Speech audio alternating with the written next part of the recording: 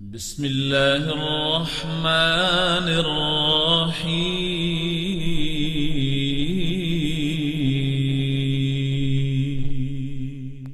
شروع اللہ کے بابرکت نام سے جو بڑا مہربان نہایت رحم والا ہے۔ ان هذا القرآن يهدي للتي هي اقوم۔ یہ قرآن بتلاتا ہے وہ راہ جو سب سے سیدھی ہے۔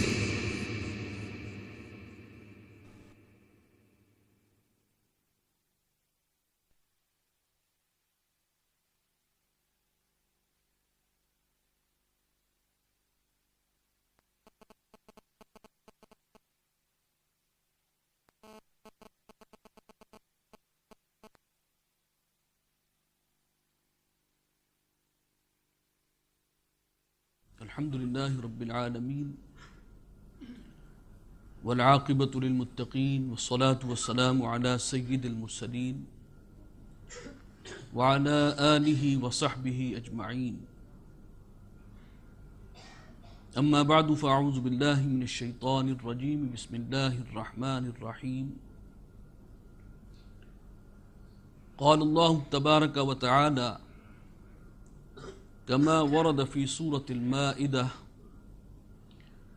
لكل جعلنا منكم شرعة ومنهاجا،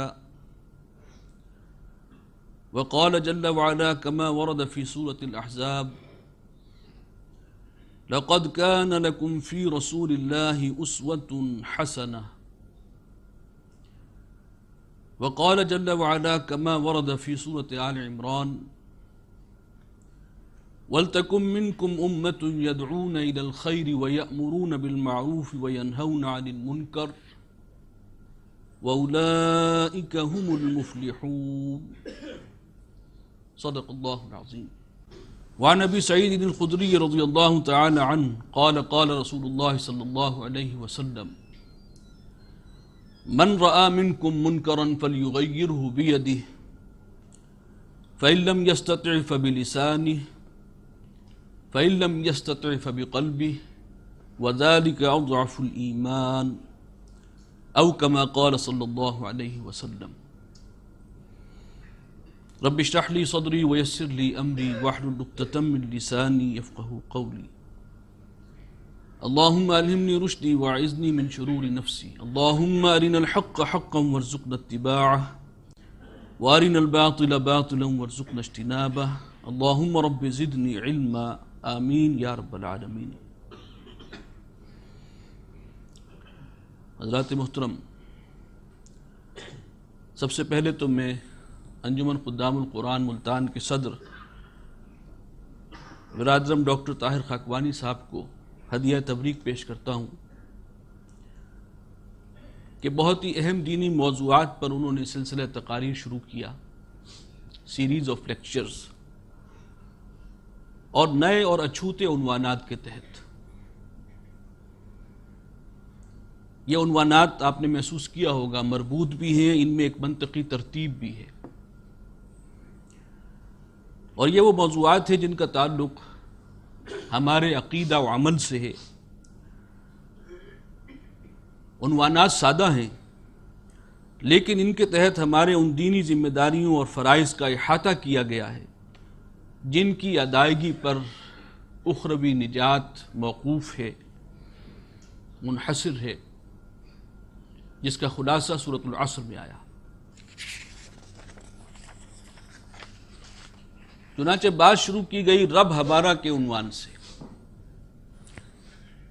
اس لیے کہ تمام ہدایت کی کلید معرفت الرب ہے، اس کے بغیر اندھیرا ہی اندھیرا ہے ہر سو۔ اللہ نور السماوات والارض، قرآن مجید میں سورہ نور میں جو الفاظ ہیں، مفسرین نے جو اس کا مفہوم معین کیا کہ کائنات میں روشنی، نور سب اللہ ہی کی وجہ سے ہے، اللہ کو نہیں پہچانا تو گپ اندھیرا ہے۔ پھر انسان جو ہے کہ وَلَا تَكُونُوا كَالَّذِينَ نَسُوا اللَّهَ فَأَنسَاهُمْ أَنفُسَهُمْ، اللہ کو بھول گئے تو اپنے آپ کو بھول گئے، اپنی حقیقت سے بھی ناآشنا۔ چنانچہ آج کے انسان کا المیہ یہی ہے کہ سائنس اور ٹیکنالوجی میں تمام تر ترقی کے باوجود اپنے آپ کو اکویٹ کرتا ہے حیوانات کے ساتھ۔ وہ عظمت انسان سے ناآشنا ہے، اسے کچھ معلوم نہیں کہ موت کے بعد کیا ہونا ہے، اس سے دانستہ اس نے نگاہیں پھیر لی ہیں، اور بابر بیش کوش کے عالم دوبارہ نیز کی شراب پی کر اس کے نشے میں گرد و پیش سے گویا کٹ کر اس نشے میں زندگی گزارنا ہی اس کا فلسفہ حیات۔ تو معرفت رب بنیادی شے ہے، اس کے بغیر تاریکی ہے، اندھیرا ہے، جہالت ہے۔ پھر معرفت رسول صلی اللہ علیہ وسلم، رسالت کا نظام کیا ہے؟ رسول محض ڈاک کا ہرکارہ ہوتا ہے یا رب کی طرف سے نمائندہ بن کر آتا ہے؟ وہ ہادی اور پیشوا بن کر آتا ہے، ہوتا انسانوں میں سے، بشریت اس کا حصہ ہے، عبدیت اس کا امتیاز ہے۔ وَأَنَا أَوَّلُ الْمُؤْمِنِينَ اور أَنَا أَوَّلُ الْمُسْلِمِينَ کے اعلان کے ساتھ آتا ہے کہ سب سے پہلے رب کے سامنے جھکنے والا میں ہوں، سب سے پہلے اس پر ایمان لانے والا میں ہوں، اور اپنی قوم کو اپنے رب اور خالق و مالک پر ایمان لانے اور اس کے سامنے سر تسلیم خم کرنے کی دعوت دیتا ہے۔ رسول ہمارا، یہ عنوان بڑا پیارا ہے۔ ہمارے رسول صلی اللہ علیہ وسلم عبدیت بھی کامل، رسالت بھی کامل۔ ہمارا رب اگر رحمان اور رحیم ہے تو رسول رحمت للعالمین ہے صلی اللہ علیہ وسلم۔ وہ خاتم النبیین بنا کر بھیجے گئے، اور اس فیصلے کے ساتھ آئے کہ صرف دعوت، تبلیغ، انذار، تبشیر اسی پر اکتفا نہیں کرنا، بلکہ رب کی دھرتی پر رب کا نظام قائم کرنا ہے۔ یہ فیصلہ تھا اللہ کا، اور مقصد بعثت نبوی صلی اللہ علیہ وسلم قرآن مجید اسی کو قرار دیتا ہے، غلبہ دین حق۔ بہرکیف رب ہمارا، رسول ہمارا کے بعد قرآن ہمارا، منزل ہماری، عزم ہمارا، درجہ بدرجہ بات آگے بڑھتی ہوئی آج یہاں تک پہنچی ہے کہ راستہ ہمارا، یعنی اس امت کے ذمے جو فرض منصبی اور مشن ہے، اس کے حصول کا راستہ کون سا ہے؟ ان موضوعات کی افادیت کے حوالے سے میرا ذہن منتقل ہوا سورہ ملک کی ایک آیت کی طرف۔ أَفَمَنْ يَمْشِي مُكِبًّا عَلَى وَجْهِهِ أَهْدَىٰ أَمَّنْ يَمْشِي سَوِيًّا عَلَى صِرَاطٍ مُسْتَقِيمٍ۔ ہمارا رب، اس کا ارشاد ہے، بھلا وہ شخص کہ جو منہ کے بل زمین پر گھسٹ رہا ہے، یعنی جبلی خواہشات کے تحت زندگی گزار رہا ہے، جیسے اوندے منہ زمین پر گھسٹ رہا ہو، بطن و فرج کے تقاضوں کے تحت زندگی گزارنے والا، وہ زیادہ ہدایت یافتہ ہے یا وہ کہ جو سیدھا کھڑا ہوا ہے اور صراط مستقیم پر گامزن ہے، اپنی منزل کی طرف پیش قدمی کر رہا ہے؟ ایک ایسا سوال تھا جس کا جواب دینے کی ضرورت نہیں ہے، اتنا واضح ہے، سیلف ایویڈنٹ جواب ہے، چنانچہ قرآن نے یہیں پر چھوڑ دیا۔ معلوم ہوا کہ از روئے قرآن ہدایت یافتہ شخص وہ ہے جس پر اپنی منزل بھی واضح ہو اور منزل تک پہنچنے کا راستہ بھی واضح ہو، گویا اس کا فکری قبلہ بھی درست ہو، جس راستے کو اس نے اختیار کیا ہے وہ بھی صراط مستقیم ہو، یعنی سیدھا اصل منزل کی طرف لے جانے والا راستہ۔ صراط مستقیم پر چلنا تبھی ممکن ہوگا کہ پہلے ہم فکری طور پر اس کا صحیح تعین کریں، اپنی منزل صحیح مرتب کریں، تعین کریں اس کا کہ ہماری اصل منزل کون سی، علمی اور فکری اعتبار سے اس کا تعین ہو، پھر اس تک پہنچنے کے راستے کا تعین ہو، اور وہ بھی خالص علمی اور فکری لیول پر۔ تبھی صحیح رخ پر پیش قدمی ممکن ہوگی، پھر ہر قدم جو اٹھے گا وہ جانب منزل ہوگا، ورنہ وہ آپ نے مشہور شعر نما مقولہ ہے، شعریت کے معیار پر میرے خیال میں تو پورا نہیں اترتا لیکن کوٹ کیا جاتا ہے کہ ترسم کے بکعبہ نہ رسی اے رابی، کی راہ کہ تو می روی بترکستان است۔ اے عرابی تم چلے تو ہو بیت اللہ کی طرف قصد کر کے حج کے ارادے سے، لیکن مجھے اندیشہ یہ ہے کہ تم پہنچ نہیں پاؤ گے، اس لیے کہ تم نے جو رستہ اختیار کیا ہے وہ مکے کو نہیں جا رہا ہے، وہ ترکستان کو جا رہا ہے۔ تو ہر قدم منزل سے دور لے جائے گا اگر فکری طور پر قبلہ صحیح نہ کیا گیا ہو پہلے سے۔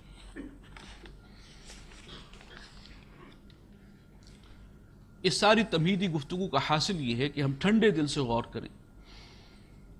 یہ وہ موضوعات ہیں کہ جذباتیت کو ہم مسلط نہ ہونے دیں ان معاملات میں، ٹھنڈے دل سے علمی انداز میں عقل و فہم کی صلاحیتوں کو بروئے کار لاتے ہوئے ان پر غور کریں، اور گویا یہ عنوانات جو دیے گئے یہ فکری قبلے کی درستی کے موجب ہیں، ان پر آپ غور کریں گے تو انشاءاللہ فکری قبلہ درست ہوگا اور اس کے بعد صحیح رخ پر عمل کرنے کے لیے راستہ ہموار ہوگا۔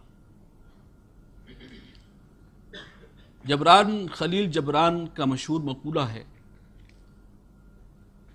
کہ عقل سے روشنی حاصل کرو اور جذبے کے تحت حرکت کرو۔ منزل کا تعین کرنے کے لیے ٹھنڈے دماغ سے پہلے غور کرو، صحیح راستہ کون سا ہے، اصل منزل کون سی ہے، اس میں جذبات کو ایک طرف رکھو۔ لیکن جب منزل کا تعین ہو جائے اور فکر صحیح واضح ہو جائے تو اب جذبے کے ساتھ حرکت کرو۔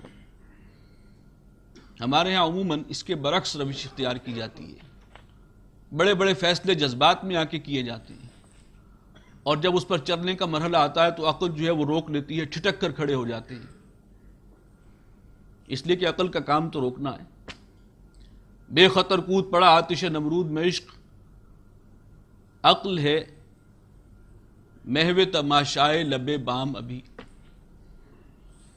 تو بہرکیف ہم اس دعا کے ساتھ آگے بڑھیں گے کہ اللہم ارنا الحق حقا وارزقنا اتباعہ وارنا الباطل باطلا وارزقنا اجتنابہ، آمین یا رب العالمین۔ اب ہم اصل منزل کی طرف آتے ہیں، اپنے اصل موضوع کی طرف، راستہ ہمارا۔ اس موضوع کی ایک تو جہت ہے جو بڑی وسیع ہے،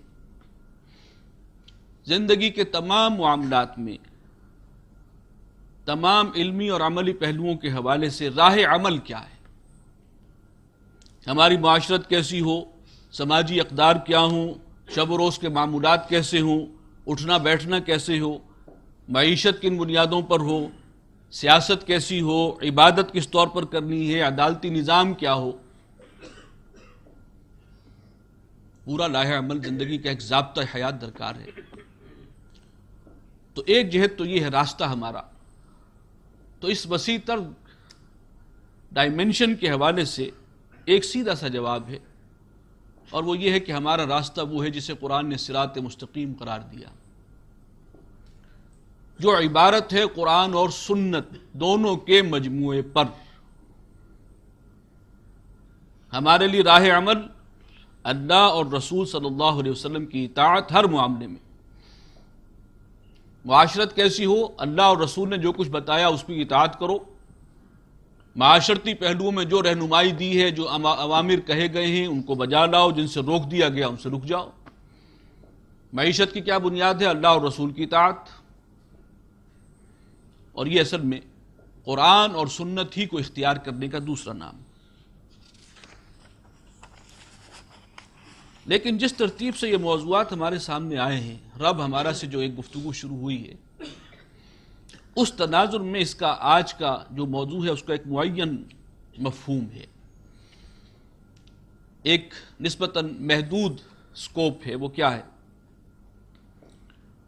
غالباً مجھ سے پہلے برادرم ڈاکٹر طاہر خاکوانی صاحب اس کی طرف اشارہ کر چکے ہیں کہ بحیثیت مسلمان، بحیثیت امت رسول، امتی رسول صلی اللہ علیہ وسلم، جو اہم ذمہ داری اس امت کو سونپی گئی، یعنی شہادت علی الناس، جس کا آخری مرحلہ اقامت دین ہے، دین حق کو قائم و غالب کرنا، وہ نظام قائم کرنا جو رب کی حاکمیت کے اصول پر استوار ہو، جہاں پورا اجتماعی نظام قرآن و سنت کے تابع ہو جائے۔ یہ جو ہمیں بتایا گیا کہ یہ کام تمہیں کرنا ہے، یہ مشن ہے، یہ ذمہ داری ہے، اس ذمہ داری کو ادا کرنے کا راستہ کون سا ہے؟ غلبہ و اقامت دین کی منزل کے حصول کے لیے لائحہ عمل کیا ہے؟ اصل سوال یہ ہے کہ جس پر آج ہمیں گفتگو کرنی ہے۔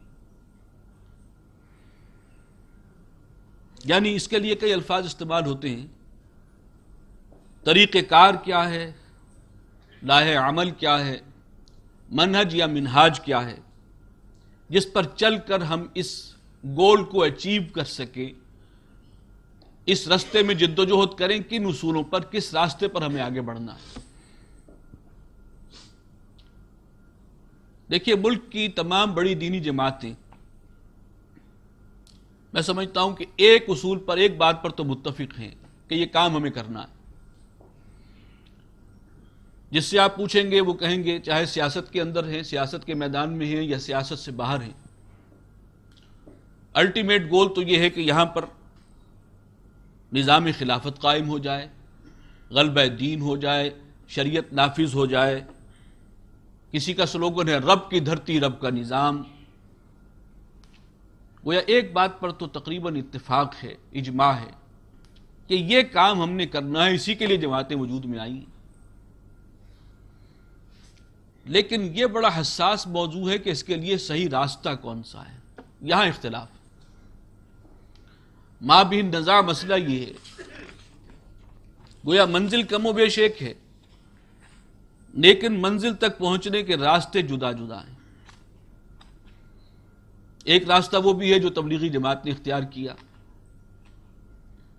میں زیادہ تفصیل میں نہیں جا رہا، وقت ہمارے پاس بہت محدود ہے، اور یہ وہ چیزیں ہیں جو آپ کے سامنے ہی واضح ہیں، مجھے کسی تفصیل میں جانے کی ضرورت نہیں، ان کا اپنا ایک طریقہ ہے۔ وہ سمجھتے ہیں کہ جب سب لوگ مسلمان ہو جائیں گے اور عمل صالح پر عمل پیرا ہو جائیں گے تو ظاہر بات ہے کہ از خود نظام بدلے گا، اور واقعی اگر ایسا ہو جائے، سب لوگ ہو جائیں، تو پھر امید تو یہی کرنی چاہیے کہ پھر نظام بدل جائے گا، پھر اجتماعی سطح پر بھی عمل صالح ہوگا اور وہاں پر بھی اللہ کی حکمرانی کا نفاذ ہوگا۔ کچھ جماعتیں وہ ہیں جو انتخاب کی بجائے، کچھ جماعتیں وہ ہیں جو انتخابی سیاست کے بارے میں سمجھتی ہیں کہ آج کل اس منزل کے حصول کا راستہ، واحد راستہ یہی ہے، جمہوری انداز میں جد و جہد کرنا اور الیکشن پالیٹکس کے اندر حصہ لے کر اوپر آ کر اور پھر دین کو قائم و غالب کرنا، نظام خلافت کو قائم کرنا۔ لیکن کچھ جماعتیں وہ بھی ہیں جن کے خیال میں الیکشن پروسیس جو ہے وہ درست راستہ نہیں ہے، وہ منزل کی طرف نہیں لے جا رہا، بلکہ کی راہ کہ تمی روی بترکستان است، بلکہ اس کی بجائے انقلابی جد و جہد کا طریقہ جو ہے وہ درست راستہ ہے۔ جو لوگ اس رائے کے حامل ہیں ان کے بھی کئی شیڈز ہیں، ان میں کچھ وہ بھی ہیں جو براہ راست بلٹ کے راستے کو سمجھتے ہیں کہ یہ ہے راستہ انقلاب، بیلٹ سے اٹھ کر سیدھے بلٹ کی طرف آنا۔ کچھ وہ ہیں جن کا خیال یہ ہے کہ فوج کے اندر سے جو ہے وہ ایک کو کے ذریعے، فوجی انقلاب کے ذریعے جو ہے اس منزل کے حصول کی جد و جہد کی جائے۔ ہمارے ہاں ایک جماعت کام کر رہی ہے جس کا نقطہ نظر یہ ہے، بلکہ وہ انٹرنیشنل لیول کی جماعت ہے، پاکستان میں ابھی آئی ہے، آپ میں سے اکثر اس سے متعارف ہوں گے۔ لیکن ایک راستہ وہ ہے جو آپ کو معلوم ہے، تنظیم اسلامی، ہمارا یہ موقف ہے کہ ہم نے، شاید خیال ہمارا صحیح ہے یا غلط ہے، لیکن اپنی دانش میں ہم یہ سمجھتے ہیں کہ وہ راستہ جو نبی صلی اللہ علیہ وسلم نے اختیار کیا تھا وہ ہے تو انقلابی راستہ، لیکن وہ مسلح تصادم کا مرحلہ تو آخر میں آتا ہے، شروع میں تو جہاد بالقرآن کے مراحل ہیں، ان مراحل کو اسی ترتیب سے اختیار کرتے ہوئے آگے بڑھنا۔ اب اتنے مختلف طریقہ کار ہیں، منزل ایک ہے، وہاں تک پہنچنے کے راستے یا کم سے کم وہ پہنچ رہے ہیں یا نہیں پہنچ رہے، لوگوں نے اختیار کر رکھے ہیں۔ یہ شد پریشاں خواب من از کثرت تعبیر ہا والا نقشہ ہے۔ اس سلسلے میں ایک بات سمجھ لیجئے، اصولی طور پر ہمیں کون سا راستہ اختیار کرنا چاہیے، پہلے اس کو علمی طور پر جاننے کی کوشش کریں۔ دیکھیے ایک اہم بات پہلے آ چکی ہے ایک وسیع تر تناظر میں، کہ جو کام بھی ہم نے کرنا ہے وہ قرآن و سنت کی مطابق کرنا، یہ ہمارا راستہ ہے زندگی کے ہر معاملے میں۔ ہمارے لیے اصول یہ ہے، فلسفہ حیات کے حوالے سے یہ اہم نکتہ ہے، زندگی کے ہر معاملے میں رہنمائی لینی ہے قرآن و سنت سے۔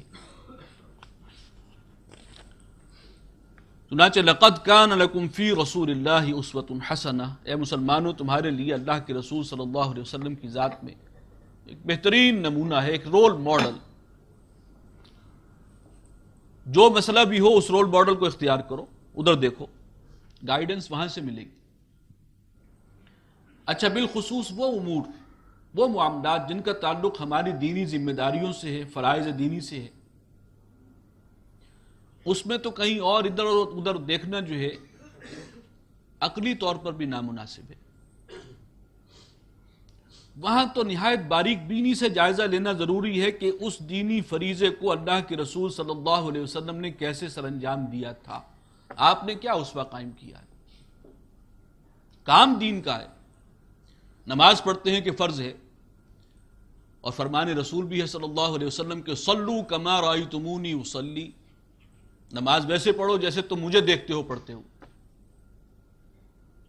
کوئی شخص یہ کہے کہ نماز کا اصل حاصل تو ہے کہ اللہ سے لا لگانی ہے، لا لگانے کے کئی طریقے اور بھی ہو سکتے ہیں، کسی اور طریقہ کو کیوں نہ اختیار کر لوں۔ نماز پڑھنی ہے تو اسی طریقے پر پڑھنی ہوگی جیسے رسول اللہ صلی اللہ علیہ وسلم نے پڑھ کر دکھائی۔ دین کو قائم و غالب کرنا ہماری اس امت کی اجتماعی ذمہ داری ہے، شہادت علی الناس، یہ اس امت کا فرض منصبی ہے۔ دین کی گواہی قائم کرنا، کیسے؟ جیسے رسول نے قائم کی تھی، اور وہ گواہی مکمل ہو نہیں سکتی جب تک کہ دین کو قائم کر کے نہ دکھایا جائے۔ تو اقامت دین تو ہماری بنیادی دینی ذمہ داری ہے، فرائض دینی میں سے۔ اس فریضے کو ادا کرنے کے لیے کہیں دائیں بائیں دیکھیں، اس کی میرے نزدیک کوئی گنجائش نہیں۔ اور یہ کام نہ صرف یہ کہ دینی فریضہ ہے بلکہ نبوی مشن کی تکمیل ہے۔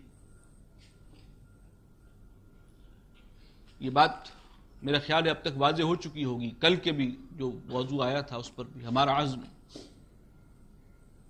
نبی اکرم صلی اللہ علیہ وسلم کو جو مشن دے کر بھیجا گیا تھا وہ کیا تھا؟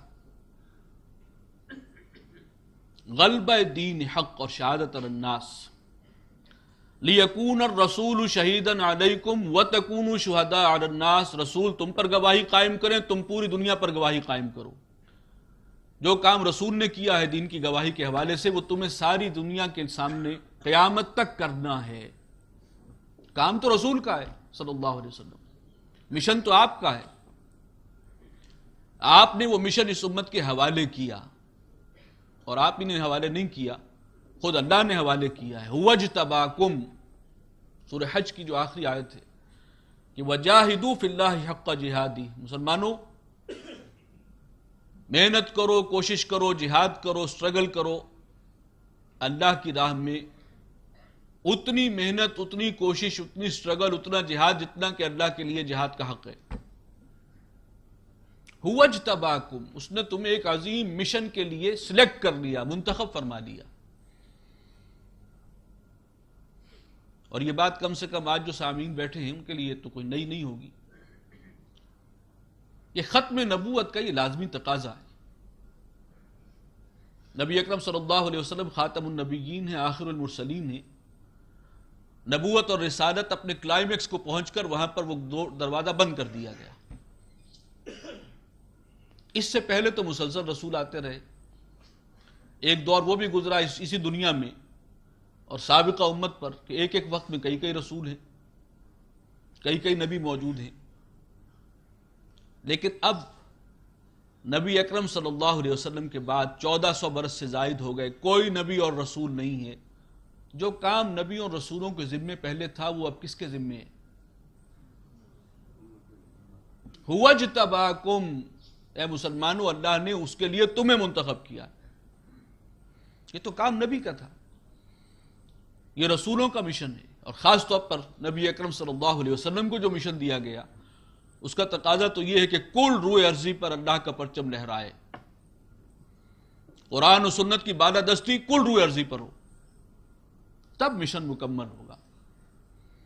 اس لیے کہ آپ صرف اہل عرب کے لیے نہیں آئے تھے۔ قرآن مجید میں یہ بار بار آئی ہے، قُلْ يَا أَيُّهَا النَّاسُ إِنِّي لَكُمْ انی رسول اللہ الیکم جمیعا، کہہ دیجئے کہ اے لوگو میں تم سب کے لیے اللہ کا رسول بن کر آیا ہوں، پوری نوع انسانی کے لیے۔ تو جب تک پوری نوع انسانی پر اللہ کا دین قائم و غالب نہیں ہوتا، نبی اکرم صلی اللہ علیہ وسلم کا مقصد بعثت مکمل نہیں ہوا، ہنوز پایہ تکمیل۔ چنانچہ یہ ذمہ داری تھی، ایک حد تک اللہ کے رسول صلی اللہ علیہ وسلم نے اس کو مکمل فرمایا، اور میں ایک اصطلاح استعمال کر رہا ہوں، پتہ نہیں مناسب ہے یا نہیں، کہ میگا پروجیکٹس جو ہوتے ہیں ان کے لیے پہلے پائلٹ پروجیکٹس جو ہیں وہ تشکیل دیے جاتے ہیں۔ تو بہت بڑا پروجیکٹ ہو تو اس کے لیے ایک مثالی نمونے کا ایک ماڈل پروجیکٹ پہ پیش کیا جاتا ہے کہ اس ڈھنگ پر اب یہ مکمل کرنا ہے۔ تو یہ بہت بڑا میگا پروجیکٹ تھا جو اس امت کو ملا اور نبی صلی اللہ علیہ وسلم کا مشن بنایا گیا۔ اس میں ایک پائلٹ پروجیکٹ بہترین انداز میں، کامل ترین انداز میں، خوبصورت ترین انداز میں مکمل کر کے پیش کر کے دکھا دیا نبی اکرم صلی اللہ علیہ وسلم۔ اب اسی نہج پر تم نے ساری دنیا میں یہ کام کرنا، اور صحابہ نکلے تھے۔ اس پائلٹ پروجیکٹ کی یہ برکت تھی، 30 سال کے اندر اندر 2 بر اعظم تو تقریباً پورے کے پورے اسلام کے زیر نگیں آ چکے تھے، دنیا کی آبادی کا بڑا حصہ وہی تھا۔ تو یہ کام تو چل پڑا تھا۔ یہ وہی کیوں نکلے تھے مدینہ کی گلیاں چھوڑ کر؟ کیا انہیں عزیز نہیں تھی؟ لیکن انہیں معلوم تھا کہ اس مشن کی اہمیت ہے، اس کے لیے وہ قربانی بھی انہوں نے دی۔ یہ ہے اصل میں وہ ذمہ داری۔ جب نبوی مشن ہے، دینی ذمہ داری ہے، تو کس کی طرف دیکھنا ہوگا؟ رہنمائی کہاں سے لینی ہوگی؟ ظاہر بات ہے اسوہ رسول، سیرت رسول، سنت رسول صلی اللہ علیہ وسلم۔ اقبال کا وہ شعر بھی ذہن میں لے آئیے کہ وقت فرصت ہے کہاں، کام ابھی باقی ہے، نور توحید کا اتمام ابھی باقی ہے۔ یہ ہمارے ذمہ تھا، اور ہم اس کو بھلا کر سو گئے، اور سو گئے کیا بلکہ دنیا کی دوسری قوموں کی طرح دنیا داری، دنیا پرستی، ہوس پرستی جو ہے اس کو ہم نے شعار بنا لیا۔ نتیجہ کیا ہے؟ وہ قوم جسے سب سے زیادہ سربلند اور باعزت ہونا چاہیے تھا دنیا میں، وہ امت آج سب سے زیادہ ذلیل ہے۔ جس کے لیے وعدہ تھا وَأَنْتُمُ الْأَعْلَوْنَ إِن كُنتُم مُؤْمِنِينَ، تم ہی غالب اور سربلند ہوگے اگر تم مومن ہوئے۔ ایمان کے عملی تقاضوں کو تم نے پورا کیا، وہ معیار جو اللہ نے معین کیا ہے مومن کون ہوتا ہے اس پر پورے اترے، تو آخرت تو تمہاری ہے ہی، دنیا بھی تمہاری ہوگی۔ وہ اقبال میں صحیح کہا تھا کہ کی محمد سے وفا تو نے تو ہم تیرے ہیں، یہ جہاں چیز ہے لوح و قلم تیرے ہیں۔ وہ بات ہو گئی تھی، یہ وعدے پورے ہوئے تھے، لیکن اب وہ وعدہ وہ اپنی جگہ ہے، وہ حق ہے اپنی جگہ۔ ہم ایمان کے ان تقاضوں کو بھول کر دنیا پرستی کے اندر مگن ہو گئے۔ ہمارا رب وہ نہیں ہے جس کو تعارف کروایا گیا رب ہمارا پہلی تقریر جو ہوئی تھی۔ ہمارا رب ہمارا نفس ہے، ہمارے مفادات ہیں، دولت ہے۔ چند ٹکے کا فائدہ دیکھیں، ایمان بیچ دیں، سب سے سستی چیز آج ایمان ہے۔ تو یہ ذمہ داریاں تھیں جو اس امت کو اگر خیر امت قرار دیا گیا، امت وسط قرار دیا گیا، اور جیسے نبی اکرم صلی اللہ علیہ وسلم کی فضیلت ہے، اسی طریقے سے اس امت کو بھی بقیہ امتوں پر افضل قرار دیا گیا، اس میں کوئی شک نہیں۔ لیکن وہ فضیلت کی جو اصل بنیاد تھی، جب ہم نے اس کو چھوڑ دیا، اور وہ بنیاد وہ ہے شہادت علی الناس کی ذمہ داری۔ خود تو تم نے اللہ کا بندہ بننا ہی ہے۔ مسلمان کا مطلب کیا ہے؟ ہر معاملے میں اللہ کے حکم کے آگے سر جھکا دینے والا، یہ مسلمان ہے۔ اس نے تو مان لیا، لیکن اب پوری دنیا کے سامنے بھی دین کی گواہی اس نے دینی ہے، اور وہ نظام عدل اجتماعی قائم کر کے دکھانا ہے دنیا کو۔ یہ ہے وہ نظام، یہ اس کی برکات، یہ اس کے ثمرات۔ یہ کام تھا جب بھولے ہیں تو پھر آج اس پستی میں ہم پہنچے ہوئے۔ تو یہ کام دینی ہے، یہ نبی اکرم صلی اللہ علیہ وسلم کے مشن کا حصہ ہے، تو ہمیں رہنمائی وہیں سے لینی ہے جہاں سے کہ لینی چاہیے۔ چنانچہ سب سے پہلے یہ دیکھیے کہ اللہ کے رسول صلی اللہ علیہ وسلم نے یہ کام کیسے کیا۔ حکم ہوتا ہے یا ایھا المدثر قم فانذر وربک فکبر۔ سورہ مدثر کی آیات جو ہیں، آپ کے علم میں ہے کہ ابتدائی وحی دوسری وحی ہے یا تیسری وحی ہے، اس میں اختلاف ہے، لیکن ہے بالکل ابتدائی دور کی۔ اے مدثر، لحاف میں لپٹ کر لیٹنے والے، کھڑے ہو جاؤ، کمر ہمت کس لو، اور لوگوں کو خبردار کرو، اور رب کی کبریائی کا اعلان کرو۔ یہاں سے بات شروع ہو رہی ہے ایک فرد سے، اور کام کیا دیا ہے؟ غلبہ و اقامت دین، لیظہرہ علی الدین کلہ۔ رب کی کبریائی صرف زبان ہی سے نہ ہو، عملاً اس کی کبریائی کے نظام کو نافذ کر کے دکھایا جائے، اللہ واقعی بڑا معلوم ہو۔ ہم نے تو مسجد میں اس کو بڑا رکھا ہے، اور باہر نکلتے ہی ہمارا نفس بڑا ہوتا ہے۔ باہر تو اور نظام ہے، غیر اللہ کے نظام، باطل نظام چل رہے ہیں۔ اللہ کا نظام تو چھوٹا ہے، اس کی کوئی حیثیت ہی نہیں، وہ برتر ہے۔ تو مشن کیا تھا؟ مشن یہ ہے کہ باطل نظام کو جڑ سے اکھاڑ کر دین حق کو قائم کرنا ہے، اللہ کی کبریائی کے نظام کو نافذ اور قائم اسٹیبلش کرنا ہے۔ کتنا بڑا مشن ہے! یہ وہ کام ہے جسے ہم اپنی زبان میں کہیں گے کہ انقلابی کام۔ ایک باطل نظام کو، نظام جو پہلے سے موجود ہے، اس کو جڑ سے اکھاڑنا آسان کام؟ جہاں ملوکیتیں قائم ہوں، جہاں امریتیں قائم ہوں، آپ کو معلوم ہے وہاں تو کوئی ذرا نام بھی لے نظام کی تبدیلی کا، وہ چاہے اسلام کے حوالے سے ہو، گردن زدنی۔ تو کیسے ممکن ہے؟ یہ تو بہت بڑا انقلابی ایک مشن ہے جو نبی اکرم صلی اللہ علیہ وسلم کو دیا گیا، لیکن آغاز کہاں سے ہو رہا ہے؟ ایک شخص ہے، وہ دعوت لے کے کھڑا ہو رہا ہے۔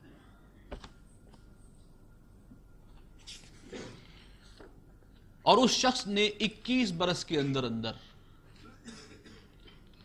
یا شمسی اعتبار سے آپ کہہ لیجئے 23 برس میں، 22.5 برس میں، کل جزیرہ نماء عرب پر اس دین حق کو بالفعل قائم اور غالب کر کے دکھا دیا۔ جاء الحق وزهق الباطل ان الباطل كان زهوقا۔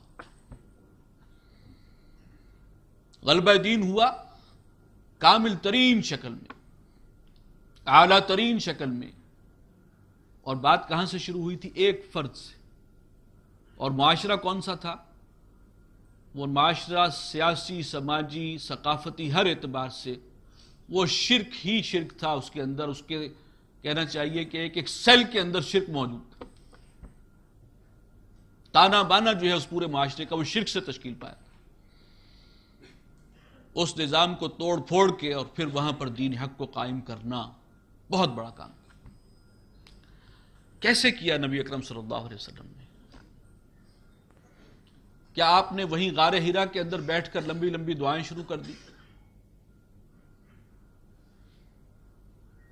اور بیٹھ گئے پروردگار جب تک دین قائم نہیں ہوگا میں یہاں سے نہیں ہلوں گا، میں تو دعا کر رہا ہوں؟ اللہ تعالیٰ کے ہاتھ کل اختیار ہے اسے، وہ چاہے تو اس طریقے سے بھی کر دے، لیکن آپ نے کیسے کیا؟ وہ جو کسی نے کہا کہ اس راہ میں جو سب پہ گزرتی ہے سو گزری، تنہا پس زندہ کبھی رسوا سرے بازار۔ کون سی مشکل، کون سی تکلیف، کون سی آزمائش ہے جو اس رستے میں آپ نے اور آپ کے صحابہ نے نہ دیکھی صلی اللہ علیہ وسلم و رضوان اللہ تعالی علیہ اجمعین۔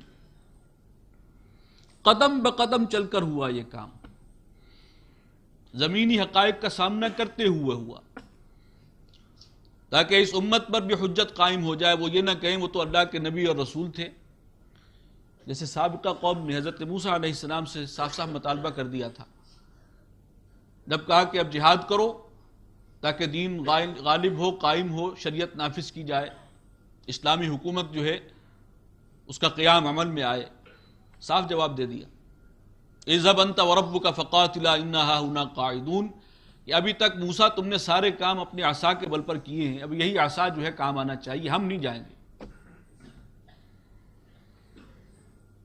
تم جاؤ اور تمہارا رب جائے اور ہاتھ میں تمہارا عصا ہے۔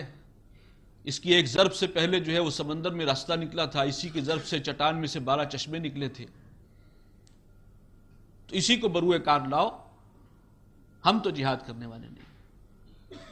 لیکن نبی اکرم صلی اللہ علیہ وسلم اور آپ کے جانثار وہ قدم بقدم چلے ہیں، پہلا قدم اٹھایا ہے، اس کے بعد دوسرا، اور آخری منزل تک پہنچے ہیں، اس رستے کی تمام تکالیف اور تمام تقاضوں کو برداشت کرتے ہیں۔ یہ جو 21 سالہ زندگی ہے، یہ 23 سالہ زندگی نبی صلی اللہ علیہ وسلم کی، یہ انقلابی مرحلہ، لفظ انقلاب اگرچہ قرآن و حدیث کا نہیں ہے سمجھانے کے لیے، کیونکہ اس نظام کی تبدیلی کے لیے لفظ انقلاب ہی استعمال ہوتا ہے، لہذا ہمیں بھی اس کا سہارا لینا پڑتا ہے۔ یہ عظیم تبدیلی جو نبی صلی اللہ علیہ وسلم نے برپا کی اور اللہ کا دین قائم کر کے دکھا دیا، اور شرک اور کفر کے اندھیارے جو ہیں ان کو مٹا کر رکھ دیا، جاء الحق وزہق الباطل، اسلام غالب ہوا اور باطل جو ہے وہ مٹ گیا، ان الباطل کان زہوقا۔ اس میں اگر ہم غور سے دیکھیں گے تو 6 مراحل یا 6 عنوانات کے تحت آپ کی اس جد و جہد کو بیان کیا جا سکتا ہے۔ ان میں سے 4 کا تعلق مکی دور سے ہے۔ نبی اکرم صلی اللہ علیہ وسلم کی سیرت میں یہ 2 ادوار بڑے نمایاں ہیں، مکی دور اور بدری دور۔ زیادہ تفصیل کا وقت نہیں ہے، کچھ چیزیں ہیں کہ جو انشاءاللہ گفتگو کے دوران سامنے آئیں گی۔ مکی دور میں جو آپ نے محنت کی ہے اور مسلسل 13 برس، اگر یہ کل 23 برس کی جد و جہد تھی تو 13 برس مکے میں گزرے ہیں، اس میں کیا تھا، کیا کام ہو رہا تھا؟ اس لیے کہ وہیں سے تو کام کا آغاز ہوا، ابتدائی مراحل تو وہاں پر ہیں۔ اکبر الآبادی کا ایک شعر مجھے یاد آیا، خدا کے کام دیکھو بعد کیا ہے اور کیا پہلے، نظر آتا ہے مجھ کو بدر سے غار ہرا پہلے۔ پہلے کیا ہے، ترتیب میں کیا ہے، پہلا قدم کیا تھا؟ سب سے پہلا کام دعوت۔ ابھی میں گن رہا ہوں، اس کے بعد ان کی تھوڑی سی وضاحت سامنے آئے گی۔ دعوت کے نتیجے میں جو لوگ اکٹھے ہوں انہیں منظم کرنا، ایک جماعت کی شکل میں، نظم جماعت میں پرو لینا۔ نثر اور نظم میں یہی فرق ہے، منتشر اگر دانے ہیں ہی اور موتی ہیں تو وہ نثر ہے، انہیں ایک لڑی میں پرو دیا جائے تو وہ نظم ہے۔ تو یہ جو شخص اس دعوت کو قبول کرتا جائے اس کو نظم کا حصہ بنائے، جماعت کے اندر شمولیت اس کی۔ نمبر 3 دعوت، تنظیم، اور اس کے بعد تیسرے نمبر پر تربیت۔ جو لوگ شامل ہو رہے ہیں ان کی ایک خاص نہج پر تربیت کرنی ہے۔ یہی وہ گروپ ہے، انقلابی گروپ، جس نے باطل نظام کو جڑ سے اکھاڑنا ہے۔ ٹریننگ ضروری ہے، تربیت لازمی ہے۔ ان 3 کاموں کے ساتھ ساتھ ایک چوتھا معاملہ یہ تھا، یہ اصل میں سب پر حاوی تھا اس پورے مکی پیریڈ کے اوپر، وہ ہے صبر محض۔ ہاتھ بندے رکھو، مدافعت میں بھی ہاتھ نہیں اٹھا سکتے۔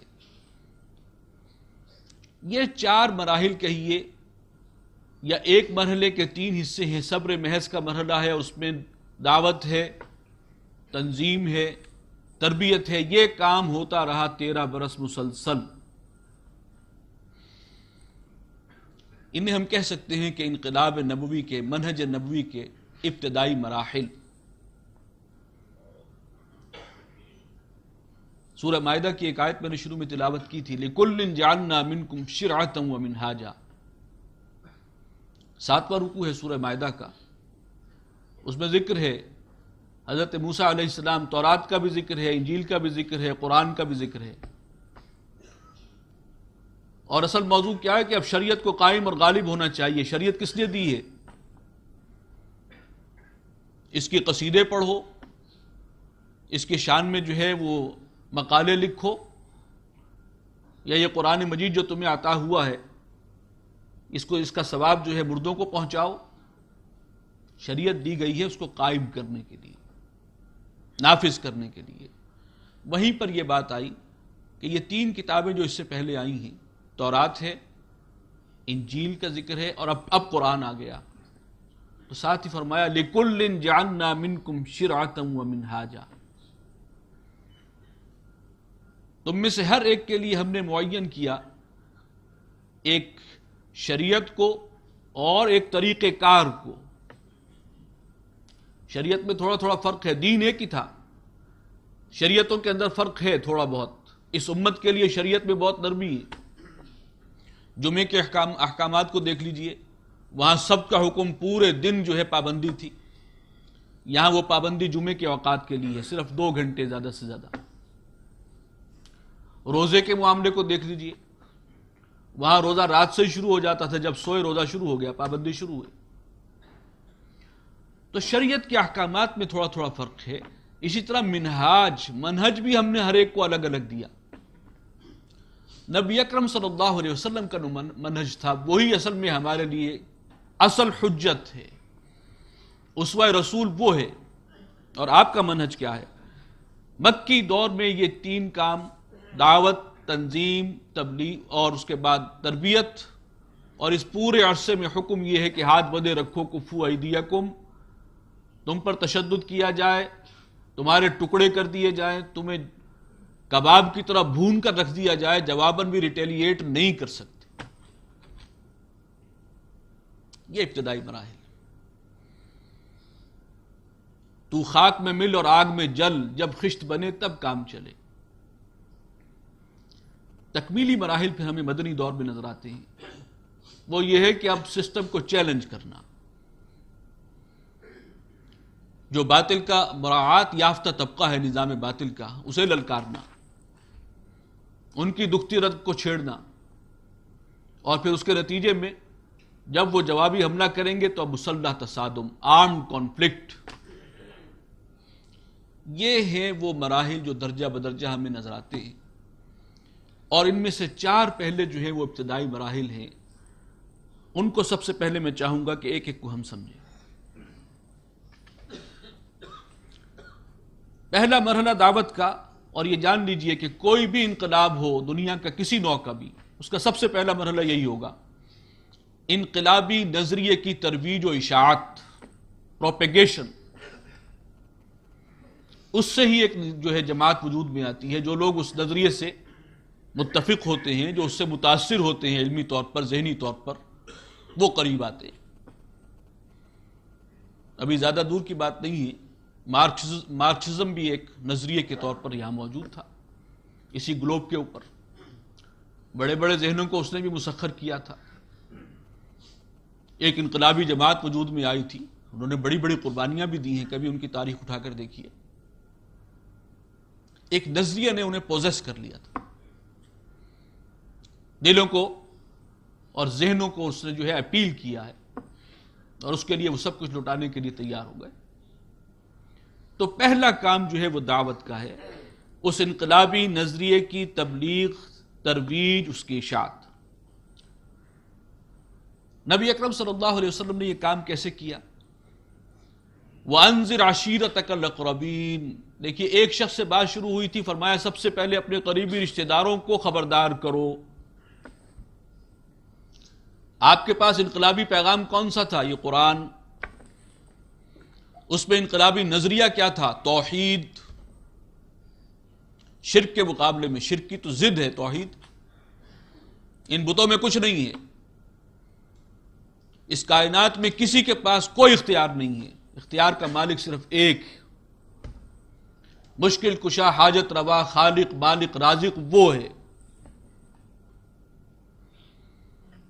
اور اسی کی توحید پر مبنی اب نظام جو ہے وہ یہاں قائم ہوگا۔ اللہ اکبر، وہ سب سے بڑا ہے، ہر معاملے میں اس کی برتری کو اور بڑائی کو ماننا پڑے گا،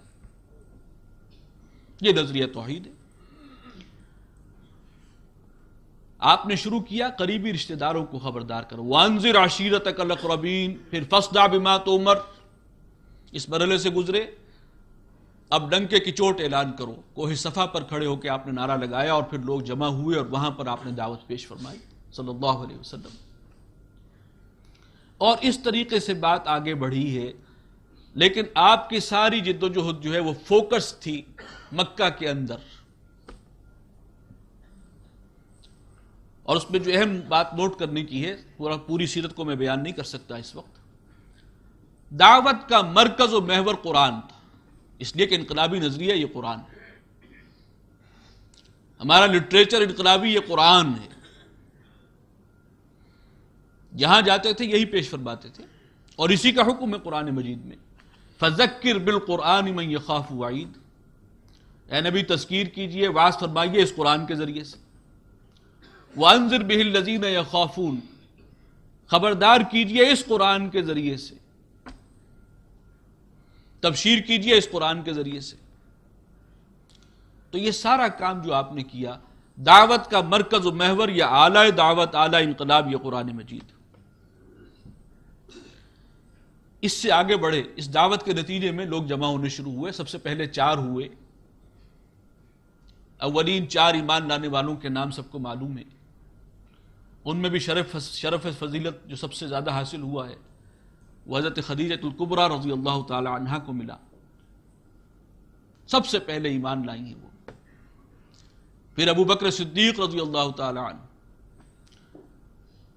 پھر آپ کے منہ بولے بیٹے اور آزاد کردہ غلام حضرت زید بن حارثہ، پھر بچوں میں حضرت علی رضی اللہ تعالی عنہ، اس لیے کہ اس وقت کم عمر تھے، 1 سے 4 ہوئے، اور پھر اب وہ جو بھی ایمان قبول کرتا تھا وہ اس دعوت کے کام میں لگ جاتا تھا،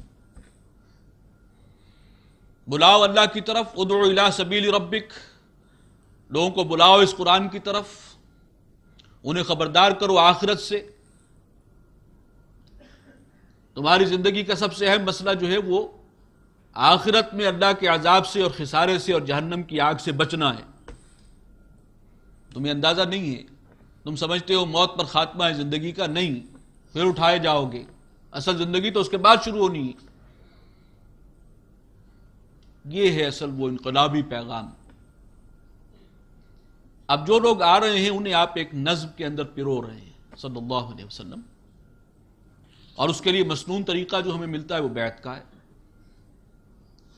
یہی نظم جب آگے بڑھا ہے اور سن 10 کے اندر مدینہ کے کچھ لوگ ایمان لے آئے، اور پھر سن 11 ہجری نبوی میں وہ 75 افراد آ گئے، تو آپ نے پھر نظم بنایا وہاں مدینہ کے اندر، اور اس کو بیعت کو اس کی بنیاد بنایا۔ عبادہ ابن صامت رضی اللہ تعالی عنہ سے جو حدیث مروی ہے، بیعت عقبہ ثانیہ، 75 افراد مدینے سے آئے تھے، انہوں نے بیعت کی تھی نبی صلی اللہ علیہ وسلم کے ہاتھ پر۔ وہ کس بات کی تھی؟ کہ 12 نقیب جو آپ نے معین فرما دیے ہیں اب ان کی سمع و طاعت ہوگی۔ یہ 75 افراد جو ہیں وہ اب ایک نظم کے تحت وہاں پر رہیں گے، اور وہ اب اس انقلابی کام کو آگے بڑھائیں گے مدینہ کے اندر۔ بایعنا رسول اللہ صلی اللہ علیہ وسلم علی السمع والطاعت فی العسر والیسر والمنشط والمکرہ وعلی اثرۃ علینا وعلی اللہ ننازع الامر اہلہ وعلی ان نقول بالحق اینما کنا لا نخاف فی اللہ لومۃ لائم۔ یہ ہے طریق تنظیم کا، لوگوں کو کیسے ایک نظم میں پیرونا ہے، وہ بیعت کے ذریعے سے، اور انہیں اس نظم کا سمع و طاعت کا پھر خوگر بنانا۔ اس لیے کہ اگر ڈسپلن جماعت نہیں ہے تو پھر وہ بڑا قدم نہیں اٹھا سکتی، پھر تو موب ہے، ہجوم ہے. ایک ان کو آواز دی جائے گی اور کسی کا رخ کہیں ہوگا، کسی کا کسی اور طرف. ایک ڈسپلن جماعت چاہیے، اس کی تیاری ہو رہی ہے. اور پھر ان کی تربیت ہے، تربیت کا اپنا ایک نہج ہے، اس کی کئی ڈائمنشنز ہیں. ایک طرف اللہ کے ساتھ تعلق کو مضبوط کرنا، اس کے لیے اصل ذریعہ تلاوت قرآن، کثرت سے تلاوت کرو. الذین آتیناہم الکتاب یتلونہ حق تلاوتہ. مکی دور ہے، تھوڑا سا قرآن ابھی نازل ہو رہا ہے، جستا جستا نازل ہو رہا ہے. اور سورہ مزمل میں فرمایا جاتا ہے کہ آدھی شب، 2/3 شب، 1/3 شب رات کو قرآن پڑھتے رہا کرو. وَرَتِّلِ الْقُرْآنَ تَرْتِيلًا. اور قرآن ہی گواہی دیتا ہے کہ نبی اکرم صلی اللہ علیہ وسلم کے ساتھ آپ کے جانثار بھی بڑی تعداد میں، انہوں نے بھی اس حکم کا اپنے آپ کو پابند سمجھا اور اس کو معمول بنایا. یہ قرآن ہے جو اصل میں تربیت کا ذریعہ بھی ہے اور تزکیے کا ذریعہ بھی. ان ناشیۃ اللیل ہی اشد وطن. رات کے وقت جاگ کر اس قرآن کا پڑھنا یہ نفس کو کچلنے اور اس کے بے لگام گھوڑے کو قابو کرنے میں بہت مفید ہے، مؤثر ہے. یہ تربیت کا عمل ہو رہا ہے، تزکیہ ہو رہا ہے. اور اس تلاوت قرآن کے نتیجے میں ایک اور چیز جو بہت اہم ہے، ایمان کی گہرائی اور پختگی. اور وہ کیفیت کہ والذین آمنوا اشد حبا للہ. جو سچے اہل ایمان ہیں وہ سب سے شدید محبت اللہ سے رکھتے ہیں. یہ کب پیدا ہوتی ہے؟ جتنا آپ قرآن کو پڑھیں گے اور سمجھ کر پڑھیں گے اور اس میں غور و فکر کریں گے، اللہ کی عظمت کا احساس گہرے سے گہرا ہوگا. وہی پھر شدید ترین محبت کا مرکز بن جائے گا. اسی طریقے سے اللہ کے ساتھ وفاداری کا جذبہ، غیرت و حمیت دینی، یہ کہاں سے ملے گی؟ تلاوت قرآن کے ذریعے سے.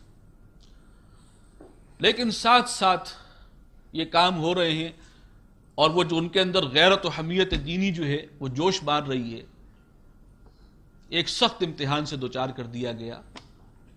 اور وہ یہ تھا کہ ہاتھ بندے رکھو، کفو ایدیکم. بہت دل کرتا ہوگا تمہارا کہ 360 بت رکھے ہیں بیت اللہ میں اور جا کے ایک ایک کو چکنا چور کرو. نہیں، ہاتھ روکو.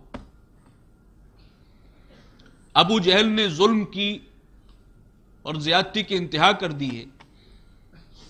کتنے مسلمانوں کے دل میں آتا ہوگا کہ یہ جان تو اللہ کے لیے ہے لیکن اس خبیث کو تو زندہ نہیں چھوڑا جائے. ذرا اجازت تو ہو، اشارہ تو ہو. نہیں، ہاتھ بندے رکھو. یہاں تک کہ حضرت خباب بن الارت رضی اللہ تعالی عنہ کو عملاً انہوں نے یہ کیا کہ واقعتاً آگ کی ایک تہ بچھائی ہے، انگارے جو ہیں سلگتے ہوئے، اور ننگی پیٹھ لٹا کر اوپر بھاری پتھر رکھ دیا. اپنی طرف سے تو کباب بنانے میں کوئی کسر نہیں چھوڑی تھی، لیکن اللہ نے جان بچا لی ان کی. کفو ایدیکم. ریٹیلیٹ بھی نہیں کر سکتے، مدافعت میں اپنا ہاتھ نہیں اٹھا سکتے. جھیلو، برداشت کرو. جو تم پر ہو رہا ہے وہ بھی برداشت کرو، جو تمہارے سامنے ہو رہا ہے وہ بھی برداشت کرو. یہ ٹریننگ بہت سخت ٹریننگ ہے. اسی میں انہی امتحانات سے گزر کر ایک ایک جو ہے ان میں سے وہ زر خالص بنتا چلا گیا. تو خاک میں مل اور آگ میں جل، جب خشت بنے تب کام چلے. ان خام دلوں کے عنصر پر بنیاد نہ رکھ، تعمیر نہ کر. یہ عمل گزر رہا ہے، یہ تربیت ہو رہی ہے. یہ افراد تیار ہوئے ہیں جو نیوکلیس تھے اس جماعت کا، وہ اس انقلابی جماعت کا، اور ان میں سے ایک ایک ہزار پر بھاری تھا.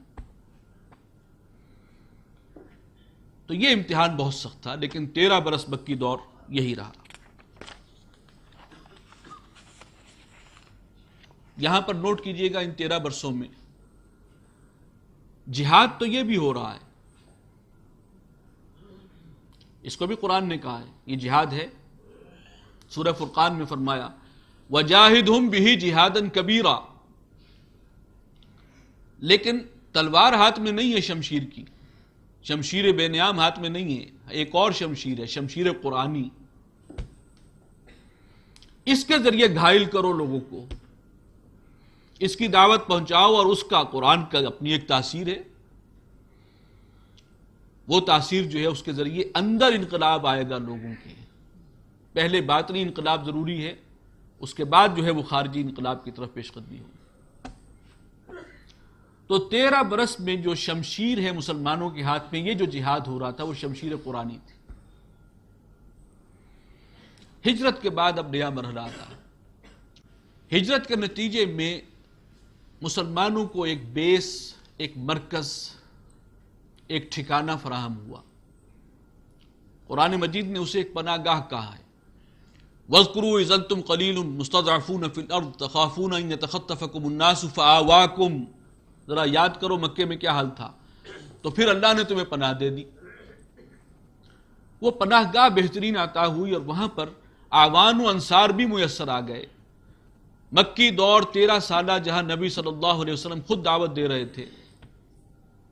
سیرت کی کتابوں سے معلوم ہوتا ہے کہ بمشکل 150-200 افراد ایمان لائے تھے. مدینہ میں 3 برس کام ہوا، اور وہاں اوس اور خزرج 2 مقامی قبائل جو تھے، لوکل قبائل، دونوں ایمان لے آئے.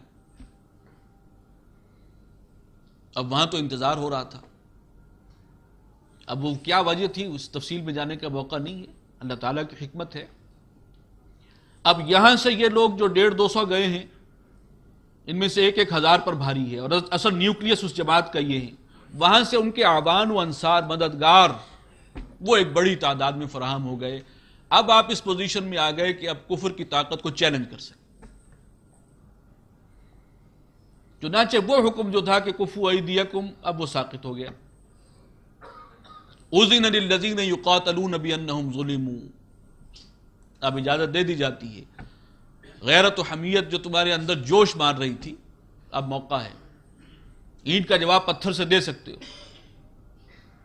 اور نہ صرف اجازت ہوئی بلکہ کچھ عرصے بعد حکم آ گیا، کتب علیکم القتال. اب مرحلہ وہ ہے کہ جنگ کرنا ہے مسلمانوں، تم پر فرض کر دیا گیا. کہاں تو حکم یہ تھا کہ ہاتھ بھی نہیں اٹھا نہیں سکتے کچھ ہو جائے. اب کہاں یہ کہ جنگ کرنا فرض ہے. یہ ہے فرق. یہ اب گویا وہ مرحلہ جو ہے انقلابی مرحلہ ایک نئے فیز میں داخل ہوا. تصادم پہلے بھی ہو رہا تھا لیکن وہ پیسو تھا، وہ یک طرفہ تھا. وہ ظلم کر رہے تھے، زیادتی کر رہے تھے، اور تشدد کر رہے تھے، پرسیکیوٹ کر رہے تھے. اب یہاں فرمایا کہ اب تمہیں بدلہ لینا ہے. اب بیت اللہ کو مشرکوں کے تسلط سے آزاد کرانا ہے. رب کی دھرتی پر رب کا نظام قائم کرنا ہے. اس کے لیے جہاد فرض. یہ مرحلہ کب آیا؟ جب آپ اس پوزیشن میں ہو گئے، اتنے اعوان و انصار میسر آ گئے کہ اب باطل کو چیلنج کیا جا سکے. اور باطل کی قوت اس وقت اصل میں قریش مکہ تھے اصل. چنانچہ غزوہ بدر سے پہلے 8 مہمیں نبی اکرم صلی اللہ علیہ وسلم نے روانہ کی ہیں، اور ان سب کا حاصل یہ تھا کہ قریش کی جو لائف لائن تھی، جو ان کے قافلے گزرتے تھے شام کی طرف اور یمن کی طرف، جو قافلے جاتے تھے، جو کاروان روٹ تھے، انہیں مخدوش بنا دیا. اور کفار کو یہ احساس ہوا، قریش مکہ کو، کہ ہمارے قافلے اب محفوظ نہیں ہیں. یہ ہے دکھتی رگ پر ہاتھ رکھنا اور سانپ کو بل میں سے باہر نکالنا. یہ بھی سمجھ لیجئے کہ آپ نے براہ راست حملہ کیوں نہیں کیا. مکہ سرزمین حرم، وہاں خود جنگ کرنا، جنگ چھیڑنا حرام. ہاں اگر کوئی تمہارے ساتھ جنگ کرے سرزمین حرم میں تو جواباً تم کر سکتے ہو. اب تمہارے پاس جواز ہے پورا. تو سب سے پہلے اقدام کے ذریعے ان کی دکھتی رگ کو چھیڑا گیا. اس کے نتیجے میں غزوہ بدر ہوا. وہ سانپ جو ہے وہ بل سے نکل کر باہر آیا، اور پھر پہلا بڑا نقصان انہیں اٹھانا پڑا غزوہ بدر میں، جب 70 ان کے مارے گئے. ان میں بڑے بڑے تمام سرکردہ سردار جو تھے ختم ہوئے، سوائے 2 کے. ایک ابو لہب تھا جو گیا نہیں تھا، لیکن وہ غزوہ بدر کے کچھ ہی عرصے کے بعد، چند ہی دنوں کے بعد، ایک انتہائی موذی مرض میں مبتلا ہوا.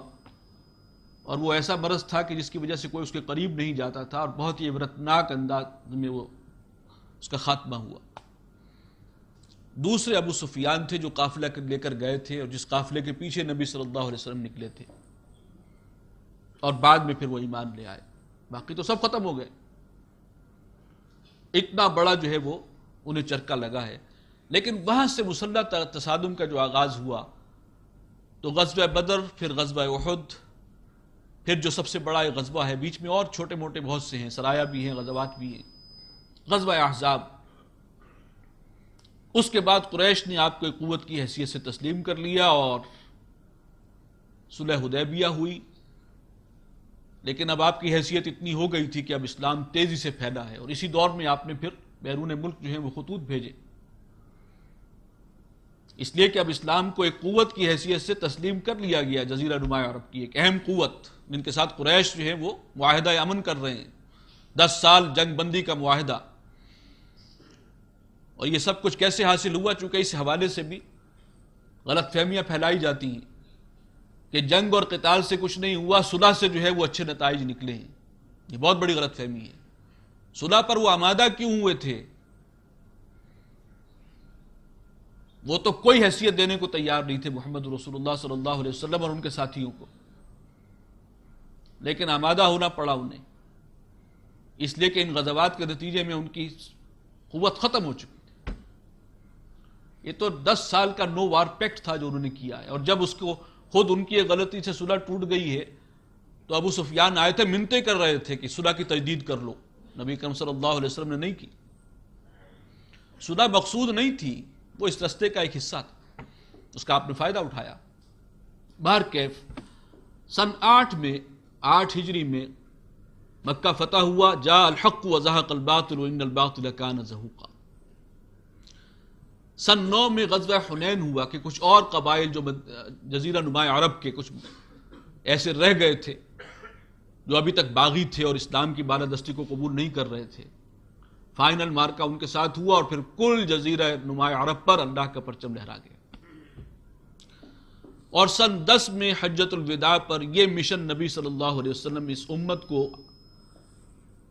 سنبھلوا کر امت کے کندھوں پر ڈال کر آپ رخصت ہو صلی اللہ علیہ وسلم. یہ کام آپ نے کر کے دکھایا اس طور سے، اور پھر وہ جو کام کیا تھا وہ اپنی اصل شکل میں ظاہر ہوا خلافت راشدہ کی صورت. 2 بڑے بر اعظموں پر اسلام پھیل چکا ہے اور وہ ایک بڑا ہیوج نظام ہے جو وجود میں آیا. وہ لوگ کہ جو امی تھے، جنہیں قرآن نے قوم لدہ کہا، جھگڑالو، وہ پوری دنیا کے امام بن گئے. علم میں، ثقافت میں، کلچر میں، اخلاق میں، ہر میدان میں وہ امام تھے. یہ تھا وہ عظیم انقلاب جو نبی اکرم صلی اللہ علیہ وسلم نے برپا کیا. ہمیں جو اس سے رہنمائی ملتی ہے وہ کیا ہے؟ انہی خطوط پر کام کریں گے تو آگے معاملہ بڑھے گا. دین کو غالب اور قائم کرنے کا یہی راستہ ہے. میں نے سورہ آل عمران کی ایک آیت تلاوت کی، آیت نمبر 104. خاص طور پر ہمارے لیے مسلمانوں کے ماحول میں ہوں تو کیسے کام کریں گے آپ؟ فرمایا وَلْتَكُمْ مِنْكُمْ أُمَّةٌ يَدْعُونَ إِلَى الْخَيْرِ وَيَأْمُرُونَ بِالْمَعْرُوفِ وَيَنْهَوْنَ عَنِ الْمُنْكَرِ. اے مسلمانوں، تم میں ایک جماعت ہونی چاہیے جو لوگوں کو خیر کی طرف، قرآن کی طرف بلائے، انہیں نیکی کی تلقین کرے اور منکرات سے، گناہوں سے منع کرے، روکے. اور یہ روکنا بھی کس انداز سے ہے؟ پہلے زبانی سمجھانا ہے اور پھر قوت کے استعمال سے روکنا ہے. وَأُولَٰئِكَ هُمُ الْمُفْلِحُونَ، یہی ہے کہ جو فلاح سے ہم کنار ہونے والے ہیں، کامیاب ہونے والے ہیں. اگر پوری امت غافل ہے، سو گئی ہے، اپنے فرائض منصبی کو بھول چکی ہے، وہ مشن جو نبی صلی اللہ علیہ وسلم کا وہ فراموش کر بیٹھی ہے، تو جن کی آنکھیں کھل جائیں، جنہیں اللہ تعالیٰ ان کے فرائض دینی یاد کروا دے کسی بھی ذریعے سے، وہ مسبب الاسباب ہے، سبب وہ بناتا ہے. وہ کیا کریں؟ وہ اب ایک جماعت کی شکل اختیار کریں اور وہ دعوت کا کام کریں، وہی دعوت کا کام جو نبی صلی اللہ علیہ وسلم کا سب سے پہلے تھا. یدعون الی الخیر، لوگوں کو بلانا ہے دین کی طرف. اور الخیر، اس کا جو اولین مصداق ہے وہ قرآن ہے. ہوا خیر مما یجمعون. آپ کی دعوت کا مرکز و محور بھی قرآن تھا، اور اب جو جماعت یہ کام کرے گی وہ لوگوں کو اسی قرآن کی طرف بلائے گی، اس لیے کہ یہ دین کی جڑ بنیاد قرآن ہے. ہم نے دین کو چھوڑا ہے، اصل میں قرآن کو چھوڑا ہے تو کل دین کو چھوڑ دیا. وہ زمانے میں معزز تھے مسلمان ہو کر اور تم خوار ہوئے تارک قرآن ہو کر. اب دوبارہ جوڑنا ہے امت کو قرآن کی طرف. نہ بلاؤ ادھر، انہیں دعوت دو کہ وہ اپنی دینی ذمہ داریوں کو پہچانیں اور اس کے لیے کمر بستہ ہو جائیں. اب جو لوگ اس قرآن کی دعوت کو قبول کرتے جائیں انہیں ایک جماعت کی شکل، تنظیم کی شکل دی جائے اور ان کی تربیت کا سامان کیا جائے. یہاں وہی اصول ہوں گے جو نبی صلی اللہ علیہ وسلم کے ہاں میں ملتے ہیں. انہی اصولوں پر جماعت بنے گی، وہ اسی قرآن کی دعوت ہے، وہی تربیت کا اہتمام. اور پھر کفو ایدیکم، جب تک قوت ایسی ہاتھ میں نہیں آ جاتی کہ آپ اس باطل نظام کو چیلنج کر سکیں، وہی حکم، ہاتھ بندے رکھو، یہ دعوت کا کام کرتے رہو. با نشہ درویشی در ساز و دمادم زن، چوب پختہ شوی خود را بر سلطنت جم زن. پختہ ہو جاؤ تو پھر اپنے آپ کو سلطنت جم پر دے مارو. لیکن اس وقت تک یہی کام ہوگا، وہی 4 کام جو مدینہ میں ہو رہے تھے: دعوت، تنظیم، تربیت اور اس کے ساتھ ساتھ صبر محض. یہ کام کرنا ہے. لوگ جمع ہوتے جائیں، ان کی تربیت ہو، انہیں ان کی دینی ذمہ داریاں یاد کروائی جائیں کہ بحیثیت مسلمان سب سے پہلے اپنے وجود پر اس دین کو قائم کرو، سر تسلیم خم کرو اللہ کے ہر حکم کے سامنے، اللہ اور رسول کی اطاعت کو اختیار کرو اپنی زندگی میں، صرف نماز کے معاملے میں نہیں، کل زندگی میں. اسلام کا تو مطلب یہ ہے. اور تیاری کرو اس بڑے فرض کی ادائیگی کے لیے، شہادت الناس اور اقامت دین. نظم کا خوگر بناؤ. اس کے لیے جو ضروری تربیت ہے وہ تعلق مع اللہ، وہ قرآن کا پڑھنا، وہ تہجد، اس کا اہتمام کرو. یہ سارے کام کرتے ہوئے اب ایک راستہ تو وہی ہے کہ جب اتنی قوت حاصل ہو جائے کہ اس باطل نظام کو جہاں پر وہ جماعت کام کر رہی ہے جس ماحول میں، اب اس کو چھیڑ سکے، للکار سکے. تو یہاں پر بھی امام ابو حنیفہ رحمۃ اللہ علیہ کے موقف کے مطابق خروج جائز ہے ایک فاسق و فاجر مسلمان حکمران کے خلاف. جہاد بالسیف بھی ہو سکتا ہے، جیسے کہ آپ نے کیا تھا کفار سے. اتنی قوت حاصل ہو گئی ہے تو یہ جو بیٹھے ہوئے ہیں یہ کون ہیں؟ یہ باطل کے ایجنٹ ہیں، چاہے زبان سے نام لیتے ہوئے اللہ کا اور رسول کا صلی اللہ علیہ وسلم.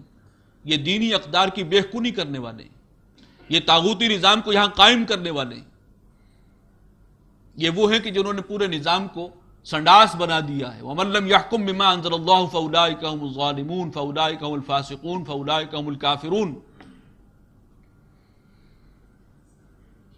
تو اسی منہج کے تحت اگر اتنی قوت فراہم ہو گئی کہ اس نظام کو چیلنج کرو، مقابلے پر آ سکو، تو میں نے عرض کیا امام ابو حنیفہ رحمۃ اللہ علیہ کا فتویٰ کہ خروج جائز ہے.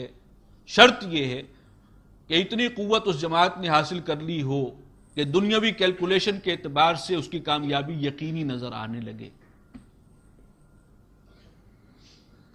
یہ ہے قوت کا وہ مرحلہ جو مدنی دور کا ہے، وہ چیلنج اور پھر مسلح تصادم. کہ اللہ کے رسول نے فرمایا ما من نبی بعث اللہ فی امت قبلی الا کان له من امته حواریون.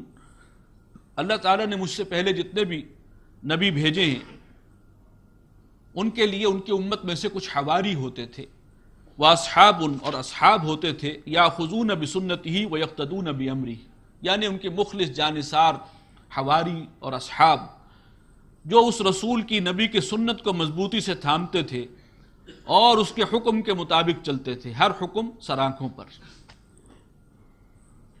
ثم انہا تخلف من بعدہم خلوف، پھر ایسا ہوتا رہا کہ ان کے بعد ایسے ناخلف لوگ اوپر آ جاتے تھے.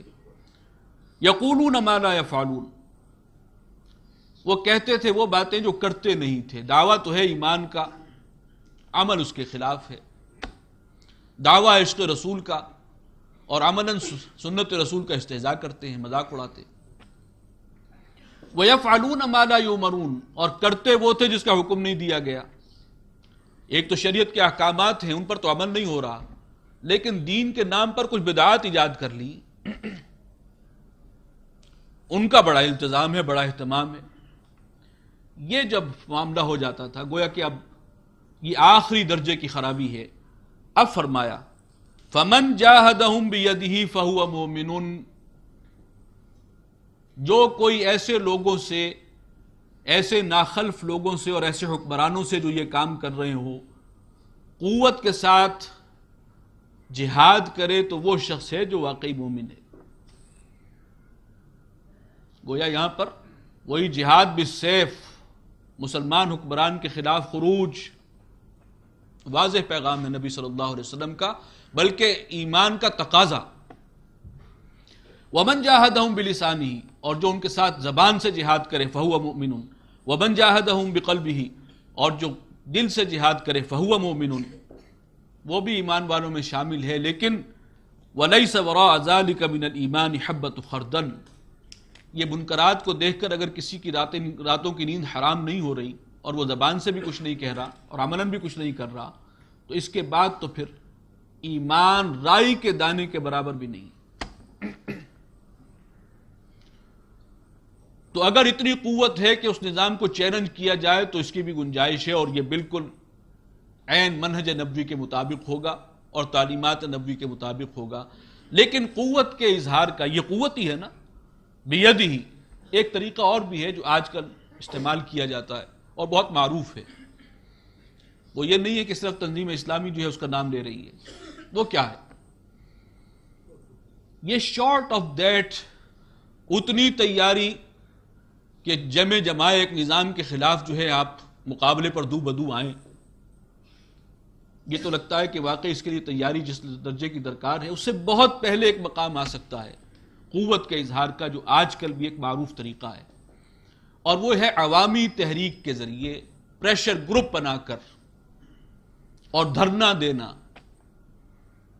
یہ دھرنا دینا جو ہے اس کو زیادہ شہرت تو ہمارے محترم قاضی حسین احمد صاحب نے عطا فرمائی ہے کہ یہ بھی ایک طریقہ ہے کسی حکومت کو گرانے کا، کسی حکومت کے خلاف بغاوت کرنے کا، کسی حکومت کے خاتمے تک کہ ہم دھرنا دیں گے، تحریک چلائیں گے، بیٹھیں گے، جیلیں بھرو، لاٹھی چارج کرو، لاٹھیاں برساؤ، گولیاں برساؤ، ہم نہیں ہٹیں گے۔ یہ طریقہ وہ ہے جو آج کل معروف ہے، مجھے تفصیل میں جانے کی ضرورت نہیں ہے۔ جماعت اسلامی کے کئی دھرنے معروف ہیں، پچھلے دنوں بھی قاضی صاحب نے دھرنے کی کال دی تھی، 1 لاکھ یا 2 لاکھ افراد جا کر جو ہے ہم دھرنا دیں گے، وہ کیوں نہیں ہو سکا؟ میں تنقید مقصود نہیں ہے، میں صرف اشارہ کر رہا ہوں کہ دھرنا دے کر ایک عوامی تحریک کی شکل میں اور پریشر گروپ کی شکل اختیار کر کے حکومت کو مجبور کرنا کہ وہ یا تو وہاں سے ہٹ جائے، اپنی جگہ چھوڑ دے، اور یا یہ ہے کہ دین و شریعت کو نافذ اور قائم کرے، ہمارے مطالبات مانے۔ یہ بھی قوت کے اظہار کا ایک معروف طریقہ ہے۔ 50,000 شیعوں نے جنرل ضیاء الحق صاحب جب آئے تھے، مارشل لا ایڈمنسٹریٹر تھے نئے، اسی ایشو کے اوپر، ایک دینی ایشو کے اوپر دھرنا دیا تھا کہ جو آپ نے زکوٰۃ کا نظام نافذ کیا ہے ہم اس کو نہیں مانتے، ہمیں ایگزمپٹ کیا جائے۔ 50,000 بیٹھ گئے پارلیمنٹ ہاؤس کے سامنے، اور مارشل لا ایڈمنسٹریٹر کی ناگ رگڑوا دی، انہوں نے اپنا فیصلہ واپس لے لیا، ان کو ایگزمپٹ کر دیا۔ پاکستان ایک بڑا ملک ہے، اس کے تناظر میں کہ ایسے لوگ کہ جو خود شریعت پر عامل ہوں، اپنی ذات پر، اپنے وجود پر دین کو قائم کرنے کے لیے جو ابتدائی مراحل سے گزر چکے ہوں، نظم و ضبط کے خوگر ہوں، ڈسپلن کے عادی ہوں، تربیت کے مراحل سے گزرے ہوں۔ اب میں صرف اشارے کر رہا ہوں، یہ ساری باتیں آ چکی ہیں۔ ایسے 2 لاکھ افراد اگر آ کر جو ہے وہ دھرنا دیں تو پھر یقیناً یا تو حکومت وہ مطالبے مانے گی اور پریشر گروپ برقرار ہوگا، تو یقیناً ماننا پڑے گا، شریعت نافذ کرو، تم کہتے ہو ہم مسلمان ہیں اور آئین کے اندر قرآن و سنت کی بالادستی طے ہے، لیکن یہ ہو کیا رہا ہے؟ یہ من مانیاں کیوں کر رہے ہیں؟ اس لیے کہ کوئی عوامی دباؤ ابھی تک نہیں جو ہے بلڈ اپ ہو سکا۔ ایک نیوکلیس جب تک مضبوط جماعت کا نہ ہو، صرف آپ کی کال پہ ہو سکتا ہے بہت سے آ جائیں ادھر ادھر سے بھی، لیکن اگر ایک مضبوط نیوکلیس نہیں ہوگا اور وہ جماعت جو ان انقلابی مراحل سے گزر کر یہ سارے امتحان ٹیسٹ پاس کر کے نہ آئی ہو، اس وقت تک پھر وہ انقلاب کو سنبھالنا اور اس کو اسٹیبلش کرنا ممکن نہیں ہوتا، بلکہ فساد ہی فساد ہوتا ہے۔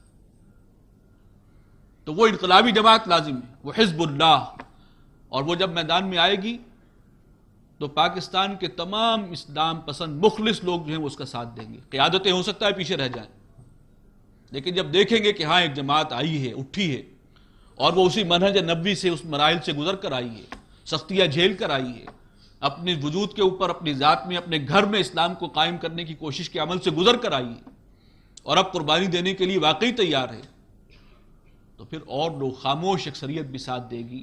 لیکن یہ ایک راستہ ہے، اور یہ راستہ بھی نہی عن المنکر بالید ہی کی ایک شکل ہے. قوت کے اظہار کے لیے منکرات کا خاتمہ، باطل نظام ختم، قرآن و سنت کی حکمرانی ہونی چاہیے ٹوٹلی. سعودی نظام ختم کرو، یہ شیطانی تہذیب جو تم نے جس کے دروازے کھول دیے، یہ بے حیا مغربی تہذیب، اس کا ختم ہونا چاہیے. یہ سارا کچھ جو ہے یہ تبھی ہوگا کہ جب ایک پریشر گروپ صحیح معنوں میں وجود میں ہو اور وہ ایک مضبوط جماعت ہو. اس کے بغیر یہ کام ہونا ممکن نہیں ہے، اور ہم نے دیکھ بھی لیا کہ وہ کام انہوں نے کر دیا، تحفظ حقوق نسواں بل. لیکن چونکہ دینی جماعتوں کے اندر وہ دم خم ہے نہیں، وہ انقلابی رنگ رہا نہیں. ہمارے دینی تنظیمیں جو ہیں مدارس کی اور جو ان الیکشن کے باہر ہیں، وہ بھی آرگنائزیشن اس انداز کی جماعتیں نہیں ہیں.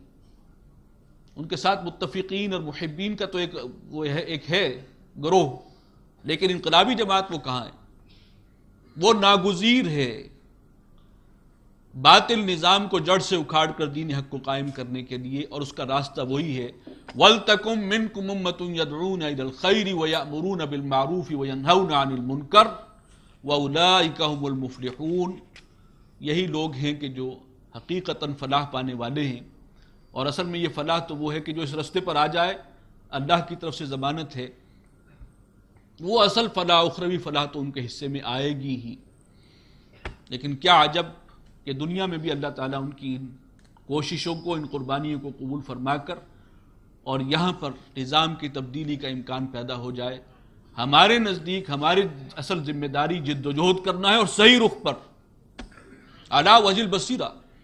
قرآن و سنت ہمارے سامنے ہیں، ان کی روشنی میں اپنی منزل معین کیجئے، راستہ طے کیجئے، فیصلہ کیجئے راستہ صحیح کون سا ہے، اور پھر آگے قدم بڑھائیے. ہمارے مسلمان ہونے کا عین تقاضا یہ ہے کہ اپنے وجود پر بھی دین کو قائم کریں، اور پورے معاشرے، پورے نظام پر اللہ کی حکمرانی کو نافذ و قائم کرنے کے لیے جہاد کریں، جان و مال سے وقت لگائیں، محنت کریں، قربانی دیں، جان و مال کا اظہار کریں. اللہ تعالیٰ مجھے اور آپ کو اس کی توفیق عطا فرمائے. وآخر دعوانا الحمد للہ رب العالمین.